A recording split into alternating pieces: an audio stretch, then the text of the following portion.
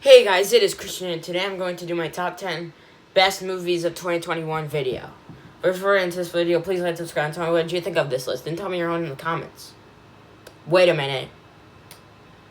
This doesn't look right. This doesn't really look right.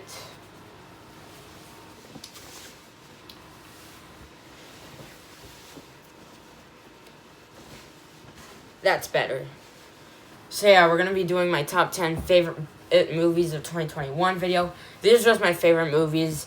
It's just my own opinion, and you have your own opinion. And if you disagree with any on this list, that's fine.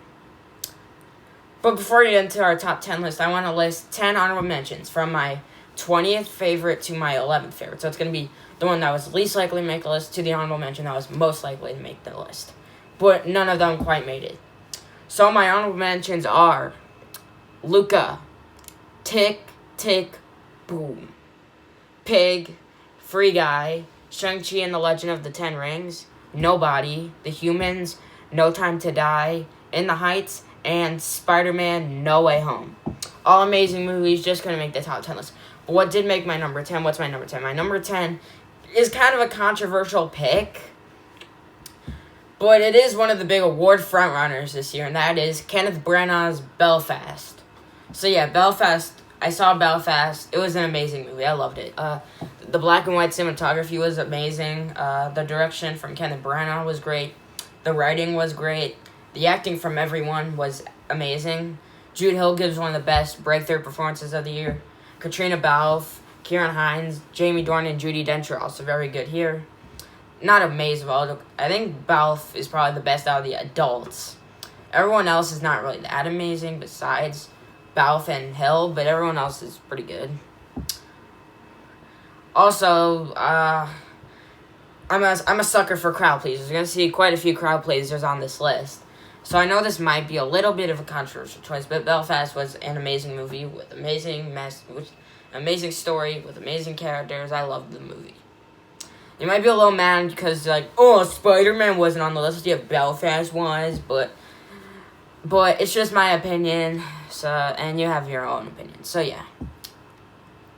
And then number 9 is my favorite animated movie of 2021, and that is The Mitchells vs. the Machines. Yeah, even after April, this is still my favorite animated movie of the year. The animation was absolutely spectacular. The characters were very relatable and likable. The message was great. I think the screenplay was very good as well. This movie was just a big surprise because I didn't think it would be as amazing as it actually was. I thought it'd be a decent family flick, but it ended up being a lot more than a decent family flick. It was an amazing movie. I loved Mitchells vs. Machines. I would love to see it win Best Animated Feature at the Oscars, but I don't think it will. I think Encanto, Luca, or Flea will win. Mitchell's might not. Mitchell's isn't really a lock to get nominated. It'll probably still get nominated, but because of its Globe snub, I just don't know. But hopefully it does. Cross my fingers that this gets nominated for Best Animated Feature. So yeah. And then number 8, we have kind of a divisive movie. I know the critics love this movie, but the audiences didn't really like it as much, and that is The Green Knight. This is David Lowery's latest movie. I haven't seen his other movies, but this movie was spectacular. The cinematography was gorgeous. The score was very great. Dev Patel gave an amazing performance. Everyone else was great. Alicia Vikander was great. Everyone else was just amazing in this movie. I know it's not a movie that that everyone is gonna like, but it's just one that I really loved. So yeah. And then our number 7 is probably my favorite horror film of the entire year, and that is A Quiet Place Part 2. This is one of the exceptions of horror sequels actually, in my opinion, surpassing the original. There are some elements where it's not as great as the original, but most elements it improves on quite a bit. But it's not. But yeah, the original is still a masterpiece though. But this movie is amazing. Emily Blunt was great. The kids were great, especially Millicent Simmons. The direction from John Krasinski was great. The movie was very well made.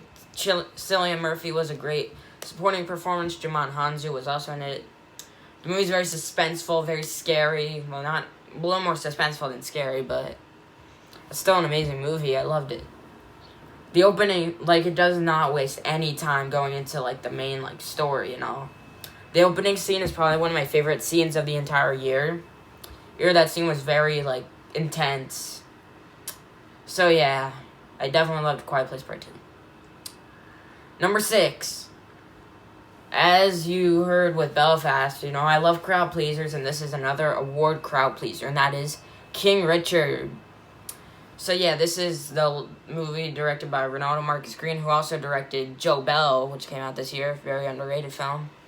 And this movie was even better than Joe Bell was. Will Smith was amazing and should easily win his Oscar. Anjanou Ellis, John Bernthal gave great supporting performances. Sanaa Sidney gave a great breakthrough performance as Venus Williams. Yeah, just playing Serena Williams was also very good. Tony Goldwyn was great. The screenplay was very good. And this movie is just a feel-good movie. Like, it's I think it's a very likable film. It's very well acted. Everything. It's a great movie. Number 5. Probably my favorite comic book movie of the entire year. The Suicide Squad. So, the original Suicide Squad from 2016 sucked. And this movie, directed by James Gunn, improved on everything. Like, it was just amazing. The visual effects looked very good. The visual effects looked very good. The characters are very great. All the characters, the movie's a lot more violent. There's a lot of blood and gore. It's very action-packed. The direction from James Gunn was very good. It's just a great around movie all around. Definitely my favorite comic book movie of the year. Although Spider-Man's pretty close second. Not close, but yeah, it's still an amazing movie. So yeah, Suicide Squad's one of the best movies of the entire year for me. And then number 4. I'm going to include a documentary on this list. My list, my rules. And one of my rules is that documentaries are allowed. And the documentary I decided to put on my top 10 is Summer of Soul, or When the Revolution Could Not Be Televised.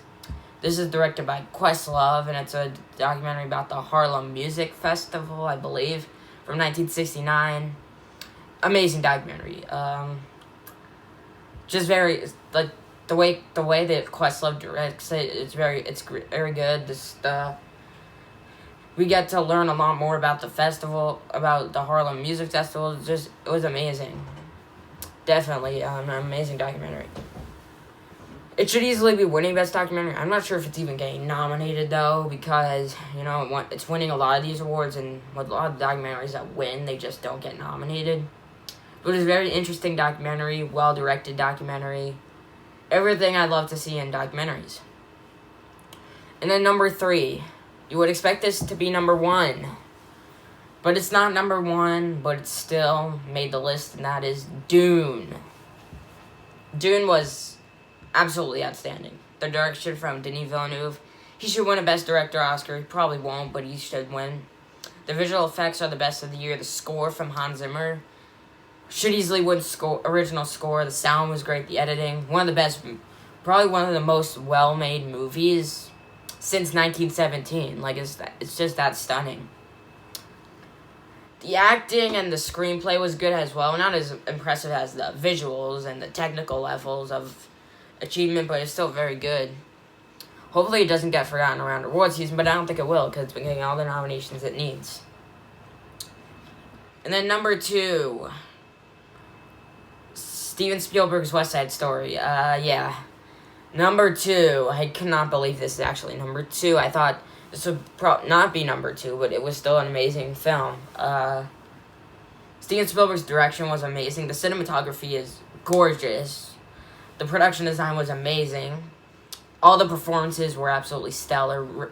Rachel Zegler, Ariana DeBose, Mike Feist. Those were like the 3 standouts for me, especially Feist and DeBose. DeBose should be winning supporting actress, and she probably will. Feist should be getting nominated for supporting actor, but he probably won't. But Rita Moreno was great. David Alvarez was great. Ansel Elgort, I would say he's great as well. I know there's the accusations, but I'm not going to get into that stuff. Like, I'm just not going to do it.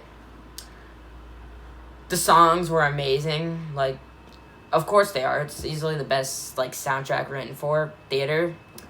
Or that's just how it is, and it's going to be that way.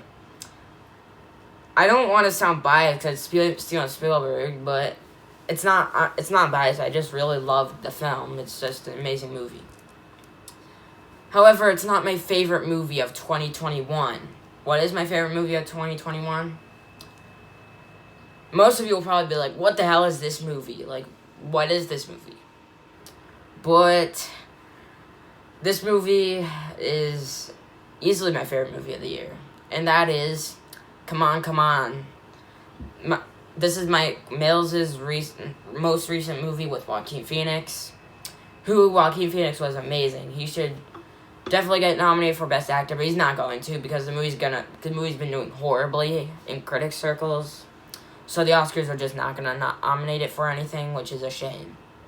The screenplay was amazing. Should easily win Best Original Screenplay. I'm gonna be saying that until I see Mass, but whatever. Or it should be winning, but it's not even gonna get nominated because it's not doing well. Wayne Norman probably gives one of my favorite breakthrough performances of the year. Definitely. The black and white cinematography was good. It wasn't like stellar cinematography because I think if the movie wasn't in black and white, it wouldn't really look that interesting. But because it's in black and white, it kind of looks interesting. I like all black and white cinematography. But yeah, the movie's very heartfelt, very sweet. Even though it's a very sweet movie, very heartfelt. I mean, it's amazing. And definitely my favorite movie of the year. So yeah, those are my top 10 favorite movies of the year. Thank you guys so much for watching. Please like, subscribe, and I'll see you guys next time. Merry Christmas.